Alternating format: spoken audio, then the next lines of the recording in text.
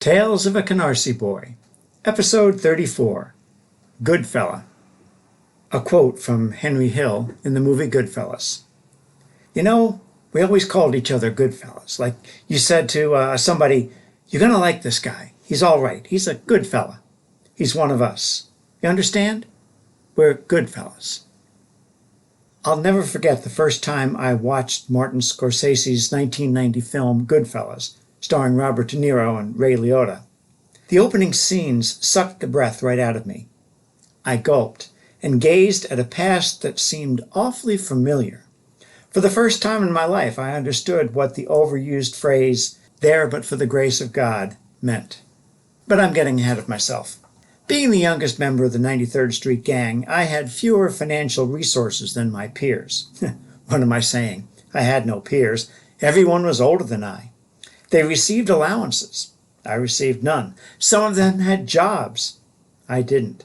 When the other gang members took their turn at treating for egg creams or ice cream sodas at the corner store, or even Italian ices from Teddy Bear the ice cream man, I hardly ever could join in.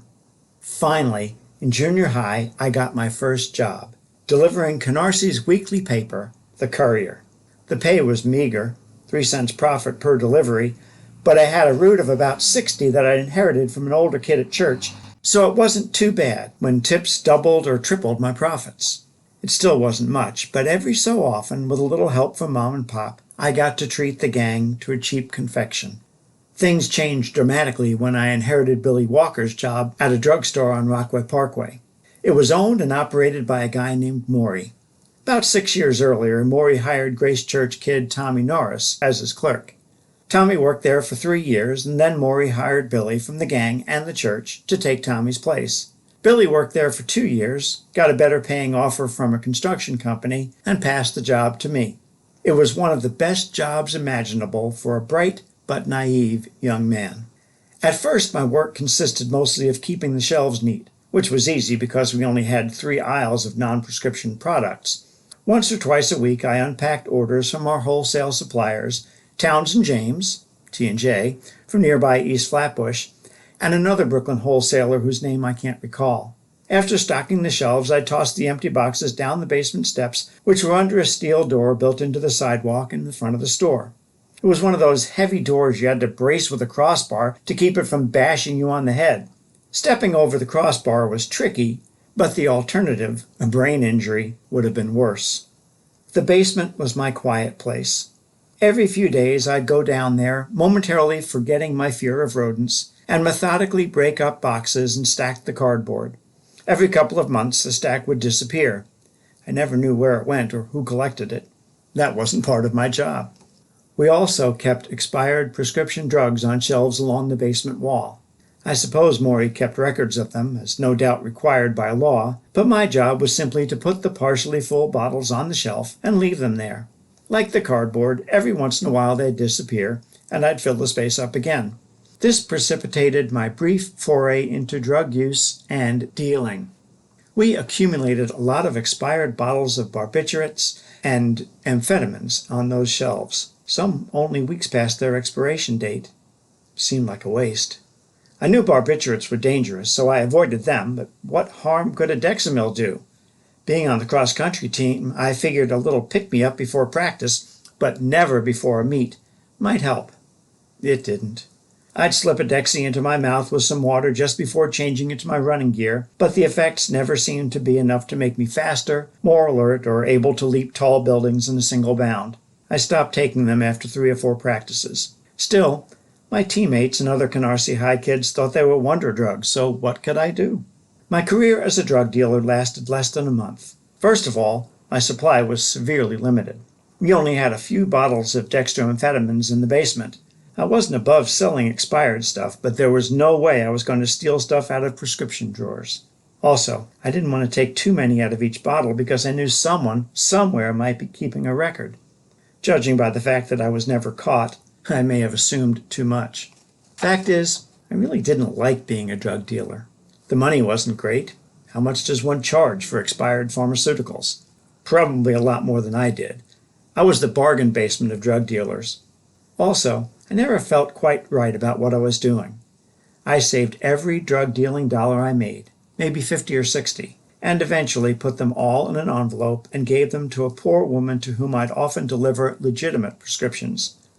Like my gambling winnings, I felt guilty keeping them. Once Maury learned that I was trustworthy, well, given the previous stories, maybe trustworthy isn't the right word, he gave me two of my most important duties: filling prescriptions and fetching supper. Getting Maury's supper was fun and sometimes profitable. Most of the time, my boss packed his supper, which he heated on a hot plate in the back. Microwaves were a few years away. A couple of days a week, however, Maury sent me for a sandwich. Sometimes he was generous enough to buy me one, too.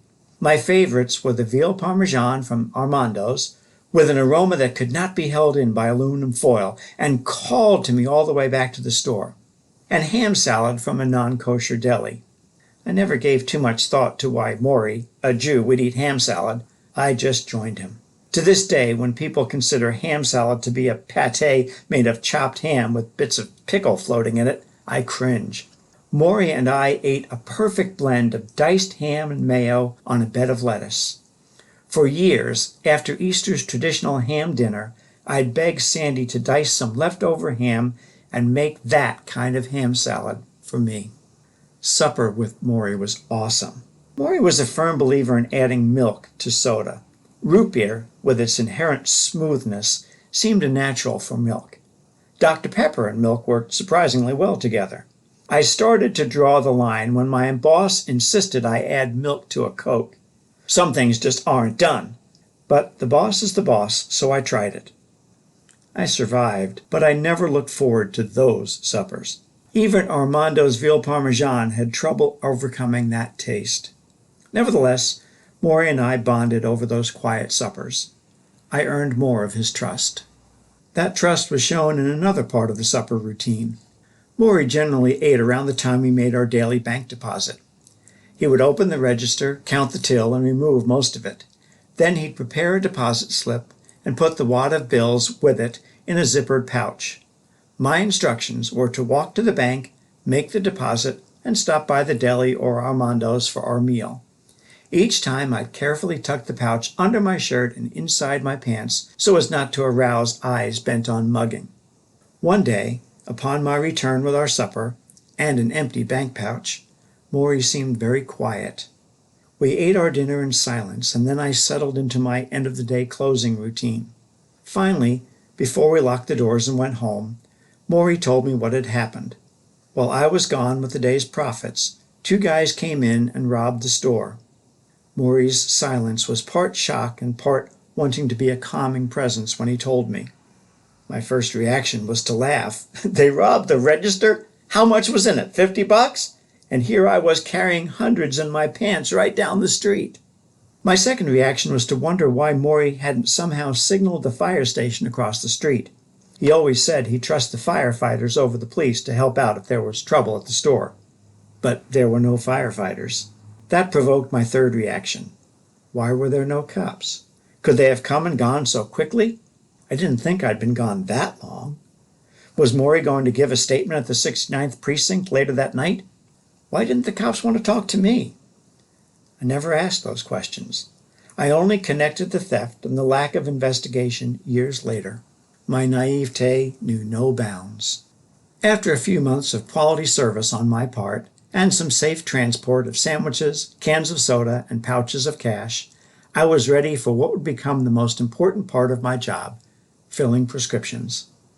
This was another time when a more worldly wise employee might have wondered why he, a high school kid, was filling prescriptions and the guy with a pharmacy degree was sitting in the back room talking on the phone to some guy named Joey or visiting with regulars like Mooch and Curly, who never bought more than a candy bar but often tossed me a buck. I didn't wonder. I just learned how to read physicians' scribbles, count pills, measure powders for emulsions, and make a little extra profit by gently scratching the word sample off pills donated to Maury by his brother, a physician, so we could sell them at full retail. Filling prescriptions was great. I started teaching myself pharmacy.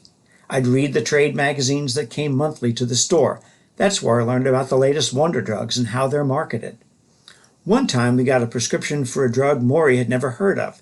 He was about to call his brother when I said, "I know what that is. It's manufactured by so-and-so for patients with such and such.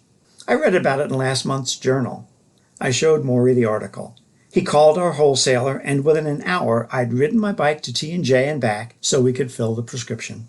After that, I gave serious thought to becoming a pharmacist. So much so that when a recruiter from Columbia University School of Pharmacy came to Canarsie High to talk with the two kids who worked at drugstores, me and Mike, who worked at Glenrock Drugs, I was mildly interested. Then I realized I'd have to take more chemistry, which I hated, and decided on Bible college. The question remains, why was a high school kid doing the work of a degreed pharmacist? You may have guessed already. Maury had another job. I'm not really sure what Maury's other job was. I'll just describe it and let you put a label on it. Maury spent a lot of time on the telephone. People, all men actually, would come to talk with him while I was sweeping the store, stocking shelves, or filling prescriptions. Then he'd get on the phone and talk about things like who looks good in the third at Aqueduct, or how much money to put on the number 3 horse at Yonkers. It was while working for Maury that I learned words like perfecta and trifecta, things I'm sure I would have missed in pharmacy school.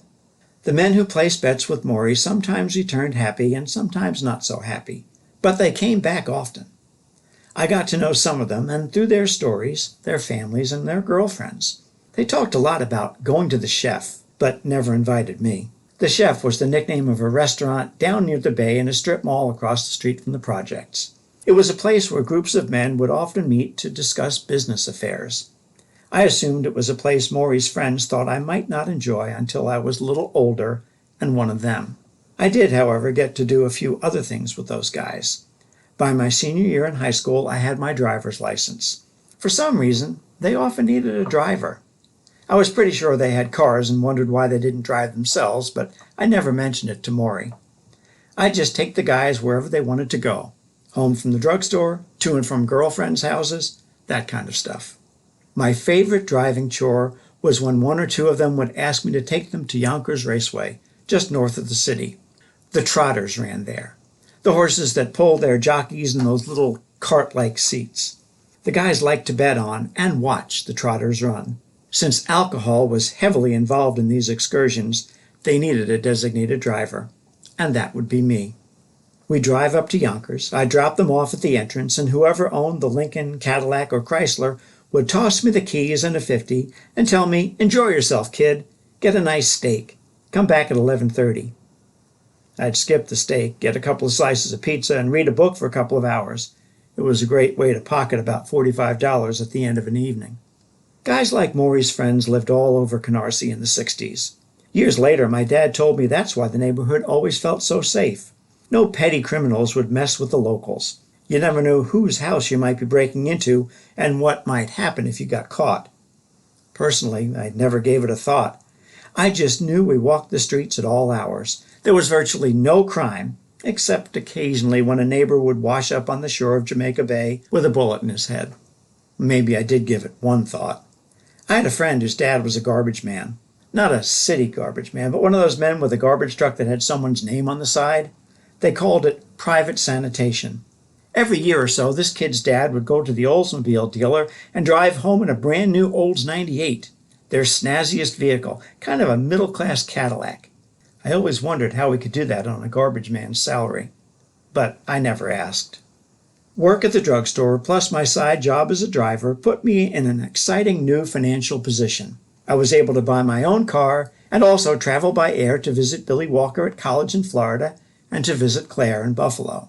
When the Grace Church Youth Group took their annual excursion to Rye Beach Playland, I could pay my own way and treat some of the other kids to snacks. I was riding high that last summer before Bible college.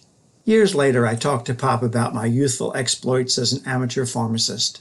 He explained some things to me about the neighborhood we called home. I won't go into details. You can probably guess them if you've seen any gangster movies in the past 50 years. Private sanitation was a family business. The funeral homes with their elaborate Italianate sculptures and owners who spent thousands on Christmas displays we kids drooled over, they were family too. We were a family neighborhood, safe, sound, and sometimes deadly. "Phil," my dad added, You know Uncle Tom, Mom's cousin, married a Gambino, right? The first time I watched Goodfellas, I gulped. Now you know why. Hospitality was something we Baisleys learned early and often, as you'll see in the next episode of Tales of a Canarsie Boy.